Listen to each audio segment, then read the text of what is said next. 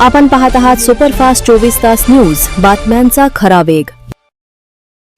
सबका साथ सबका विकास हा भारतीय जनता पार्टीच्या विकासाचा नारा घेऊन जिंतूरमधील सर्व जाती धर्मातील लोकांना सोबत घेऊन आम्हाला या निवडणुकीत जनतेने संपूर्णपणे बहुमताने निवडून दिले।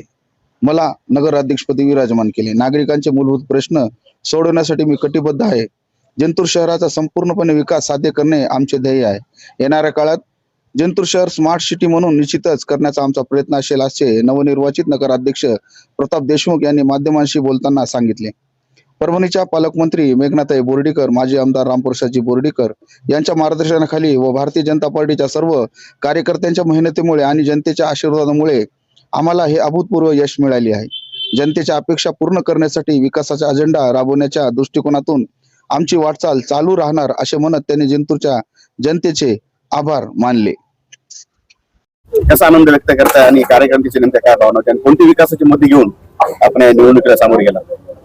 खरं पाहिलं तर हे जिंतूर नगर परिषदवर एक सत्याचा विजय आणि हे जे ईश्वररूपी जनताने जे आज रोजी जे आम्हाला कौल दिला, हा कौल म्हणजे हा ज्या पक्षाला आणि आमच्या परभणी जिल्ह्याच्या कर्तव्यदक्ष पालकमंत्री आदरणीय मेघनादिदी बोर्डीकर साकोरे यांच्या कार्याला या ठिकाणी जनतेने कौल दिला।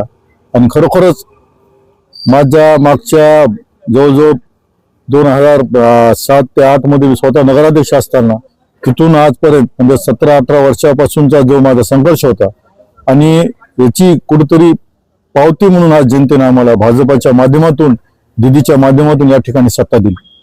कोणते विकासाचे मुद्दे तुम्ही म्हणजे तुमचा मॅनिफेस्टो जो होता जाहीरनामा, त्यामध्ये काय काय दखल घेण्यासारखे काय होतं? जिंतूर सर्वात प्रथम म्हणजे दखल घेण्यासारखं कार्य म्हणजे एकच होतं की जे धुळीचं साम्राज्य आज आमच्या जिंतूर शहरातच नसून अख्ख्या परभणी जिल्ह्यात आहे आणि ज्येष्ठ नागरिकांचे असन, तरुण वर्गाचे असन, पहिली जर कंप्लेंट असन तर धुळीची असन। त्यामुळं पहिले चिखल होतं, चिखल धूळ होतं, कारण त्यामध्ये आपल्याला ड्रेनेज, अंडरग्राउंड ड्रेनेज ही फार मोठी संकल्पना आज आमच्या पालकमंत्री आदरणीय मेघनादिदी बोर्डीकर साकोरे यांच्या विकासच्या माध्यमातून आमची संकल्पना आहे आणि ते पहिले जर कार्य करायचं असेल आम्हाला तर ते कार्य आम्ही करणार आहोत। मोठ्या प्रमाणामध्ये आपण सर्व जाती धर्मातील लोकांचा, विशेष करून मुस्लिम समाजाचा मोठ्या प्रमाणात पाठिंबा मिळाला, ही फार वाखाणण्याजोगी बाब होती।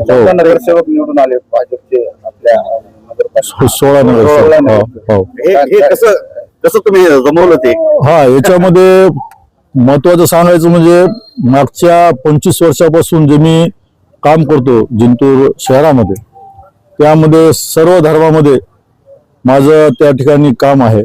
मी मुस्लिम असो, हिंदू असो, दलित असेल, सर्व धर्मामध्ये माझं मागच्या जवळजवळ 25 वर्षापासून कार्य आहे आणि त्यांच्या प्रत्येक सुख दुःखामध्ये मी स्वतः सहभागी असतो।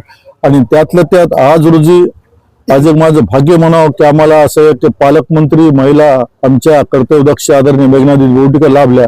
त्यांनी मला तर वाटते प्रथमच्या पालकमंत्री अशा असतील की ज्या मुस्लिम समाजामध्ये प्रत्येक प्रभागामध्ये, प्रत्येक घरामध्ये घुसून मुस्लिम महिलांशी संवाद साधला आणि त्यांच्या या कार्यामुळं महिला आणि सर्व तरुण वर्ग असं सर्व धर्माचे सर्व या ठिकाणी आमच्या पक्षासाठी काम करायला सक्रिय झाले। आणि त्याच माध्यमातून जिवंत उदाहरण म्हणजे आमचे प्रभाग क्रमांकचे 1 उमेदवार आदरणीय आया बेग यांच्या माध्यमातून आम्हाला त्या ठिकाणी 1000ची लीड मुस्लिम वार्ड मधून भेटली आणि ते आमचं सर्वात आमची जीत म्हणावं लागेल। त्या ठिकाणी तिथूनच आमच्या प्रभाग वाईज आमचे आदरणीय चव्हाण साहेब असतील, यांचा प्रभाग क्रमांक 6 आहे, याच्यामध्ये सुद्धा 1000 ते 1200 लीड या ठिकाणी आमच्या पक्षाला भेटली। म्हणून असे कर्तव्यदक्ष नगरसेवक आम्हाला लाभले, हिंदू असतील, मुस्लिम असतील, त्यामुळे ही सत्ता या ठिकाणी प्रस्थापित झाली।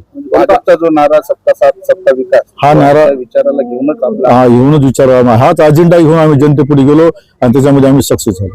भैया, कोणता नेमका आता बदलाव तुम्ही जिंतूर मध्ये करून दाखवणार आहात? जिंतूरच्या जनतेने फार मोठ्या प्रमाणात विश्वास टाकला।